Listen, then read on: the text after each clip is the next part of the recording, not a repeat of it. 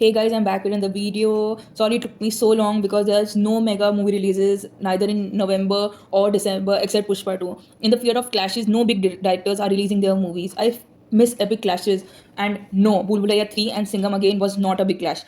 Just let it slide over. We are never going to talk about that. And I had to take some time for digging some dirt. So let's get started. Unpopular movie opinions that you might hate me for.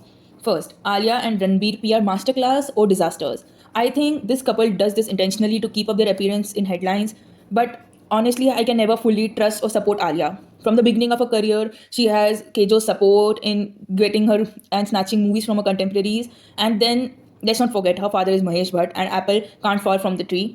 She got pregnant before marriage, which is not wrong, but come on, we all know the reputation Ranbir Kapoor and Alia Bhatt holds.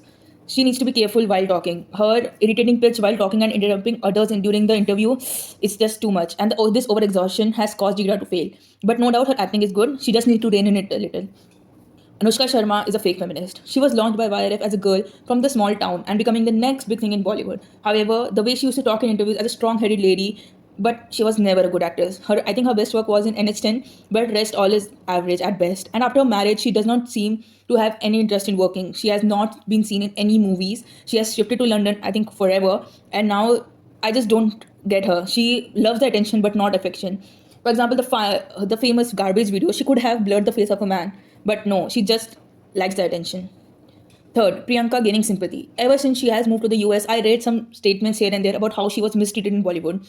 She is like an Americanized version of Kangana Ranaut. She herself had an affair with numerous men and especially married men like SRK and Akshay Kumar. These are the ones we know of. And yes, the men are to blame too, but her statements are so over the top. Like she said, she has been paid 10% of her male contemporaries. However, she was paid more in movies like Saath Khoon Maaf or even almost equal, like in Dil Dhadakne Do or Gunde.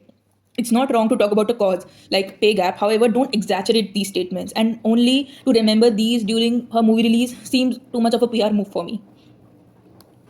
Horror comedy scripts, everyone running behind these. Why does this happen in Bollywood? Every time they get obsessed with a genre, they will create consecutive films about those and then forget like it never happened. Like we had 3 movies about bald people in within a month, but then never spoken of again. Right now, the hot topic is horror comedy, especially after Street 2's success. But come on, people are really getting bored about the universe, and these will be then used as comeback films based on nostalgia, like this happening with Bhool Bhulaiya 3. Every movie, based, be it horror or comedy or action, it's been made as a sequel or a part of a universe. No new or original movies are being made.